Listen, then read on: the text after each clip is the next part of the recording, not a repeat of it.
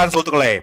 മൈത്രി movie makers 400 കോടിക്ക് മുകളിൽ മുതൽ മുടക്കിൽ താഴത്തില്ല എന്ന് പറഞ്ഞു വന്ന വെളുപ്പാങ്കാലത്ത് തിയേറ്ററിൽ വന്ന എല്ലാവരുടെയും പുക കണ്ട 3 മണിക്കൂർ 30 മിനിറ്റുമുള്ള പുഷ്പ ദ റൂൾ പാർട്ട് 2 എന്ന സുകുമാർ പടച്ചുവിട്ട അപരാധം കണ്ട ശേഷമുള്ള എന്റെ വ്യക്തിപരമായ അഭിപ്രായം വളരെ ചുരുങ്ങിയ സമയം കൊണ്ട് നിങ്ങളിലേക്ക് എത്തിക്കാൻ ഞാൻ ആഗ്രഹിക്കുന്നു. അയ്യോ വയ്യാടെ വയ്യ. ഈ സിനിമ എല്ലാ രീതിയിലും ഒരു പരാജയമാണ്.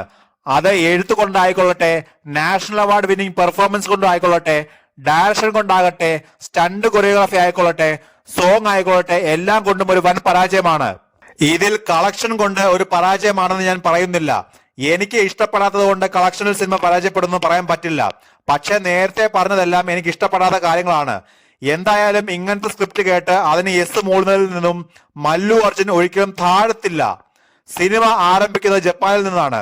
അവിടെ അല്ലു അർജുൻ നമ്മുടെ പുഷ്പരാജിന്റെ ഇൻട്രോ കണ്ടപ്പോൾ തന്നെ എനിക്ക് സിനിമ എങ്ങോട്ടാണ് പോകുന്നത് എന്ന് ഏകദേശ ധാരണ ലഭിച്ചിരുന്നു.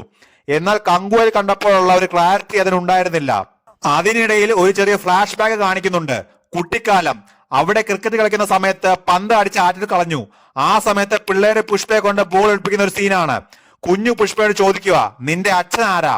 അപ്പോൾ പുഷ്പ അച്ഛന്റെ പേര് പറയും. അപ്പോ പിള്ളേര് ചോദിക്കുക, അത് നിന്റെ അച്ഛനാണെന്ന് ഞങ്ങൾ അങ്ങനെ വിശ്വസിക്കും. പോയി ആ ബോൾ എടുത്തിട്ട് വാ, അപ്പോൾ ഞങ്ങൾ വിശ്വസിക്കാം. അങ്ങനെ പുഷ്പ ബോൾ എടുക്കാൻ പോവാണ്, അച്ഛൻ ആരാണെന്ന് വിശ്വസിപ്പിക്കാൻ വേണ്ടി. ഇതൊക്കെയാണ് സുകുമാർ എഴുതി വെച്ചിരിക്കുന്നത്. ഇത് കണ്ടിട്ട് നമുക്ക് പുഷ്പയ്ക്ക് വേണ്ടിയിട്ട് വിഷമം തോന്നണം എന്നായിരിക്കും സുകുമാർ ഉദ്ദേശിക്കുന്നത്. പിന്നീട് ലോജിക്കോ ഭൂമിയുടെ ഗ്രാവിറ്റിയോ നോക്കണ്ട എന്ന തരത്തിലാണ് സിനിമ മുന്നോട്ട് പോകുന്നത്. കൂടാതെ ഫാമിലി കാണിക്കുമ്പോൾ ഇടയ്ക്ക് ചില സീരിയൽ മയവും അടിക്കുന്നുണ്ട്. ഇത്രയും പണം മുടക്കിയെടുത്ത സിനിമയ്ക്ക് VFX ചെയ്തിരിക്കുന്ന അവസ്ഥ വളരെ ശോകമാണ്. ട്രെയിലറിൽ കാണിക്കുന്ന ഒരു സീനുണ്ട്, ഷട്ടിൽ തീ പിടിച്ച് അതിൽ നിന്നും സിഗരറ്റ് കത്തിക്കുന്ന സീന്. അതൊക്കെ വലിയ സ്ക്രീനിൽ കാണണം. DSPയുടെ ബാക്ക്ഗ്രൗണ്ട് സ്കോർ വലിയ മെച്ചമൊന്നും തോന്നിയില്ല. പാട്ടുകളെല്ലാം അസഹനീയമായിരുന്നു. അതിലെ വരികളും അത് പ്ലേസ് ചെയ്ത സ്ഥലവും. കൂടാതെ ഈ സിനിമയിൽ കുറെ പാട്ടുകളുണ്ട്, എല്ലാം ഒന്നിലൊന്ന് വെറുപ്പിക്കലായിരുന്നു. അല്ലു അർജുൻ പരമ ബോറായാണ് എനിക്ക് തോന്നിയത്. പാർട്ട് 1 പോലെ തന്നെ ക്യാരക്ടറിന്റെ എല്ലാ മാനസവും ഇതിലുണ്ടെങ്കിലും ആ കഥാപാത്രം ചെയ്യുന്ന പല കാര്യങ്ങളും അല്ലു അർജുൻ എന്ന നടനെ ഇല്ലാതാക്കുന്ന പോലെ തോന്നി. ഫഹദിനെ സ്വിമ്മിംഗ് പൂളിൽ തള്ളിയിട്ട് അതിൽ മൂത്രമൊഴിക്കുക, ഫൈറ്റിൽ അദ്ദേഹത്തിന്റെ ഭാഗത്തുനിന്നുണ്ടാകുന്ന പല കാര്യങ്ങളും, പിന്നെ ഇമോഷണൽ സീനുകളിൽ അദ്ദേഹത്തിന്റെ പെർഫോമൻസും. അത് മാത്രമല്ല, ഇമോഷണൽ സീനിന് വേണ്ടിയിട്ട് സുകുമാർ ഇതിൽ നല്ലതുപോലെ പാസം കുത്തി നിറച്ചിട്ടുണ്ട്.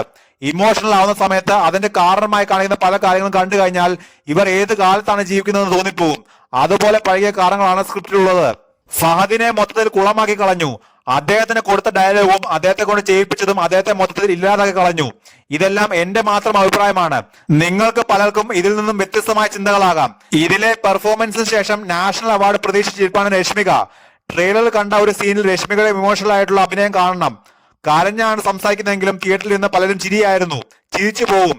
ഇവരെ കൂടാതെ റാവോ രമേശ് ഉണ്ട്, സുനിലുണ്ട്, അനസൂയ ഭരദ്വാജ് ഉണ്ട്. എല്ലാവരും ഒരു വെറുപ്പിക്കലില്ലാത്ത പ്രകടനം മാത്രമായിരുന്നു. മറ്റ് എല്ലാ ബിഗ് ബഡ്ജറ്റ് സിനിമകളെയും പോലെ ഇതിനുമുണ്ട് part 3, Pushpa the rampage part 3. ഇനിയൊരു ഭാഗം കാണാനുള്ള താല്പര്യം ഈ സിനിമ കണ്ടതിന് ശേഷം വ്യക്തിപരമായി എനിക്കില്ല.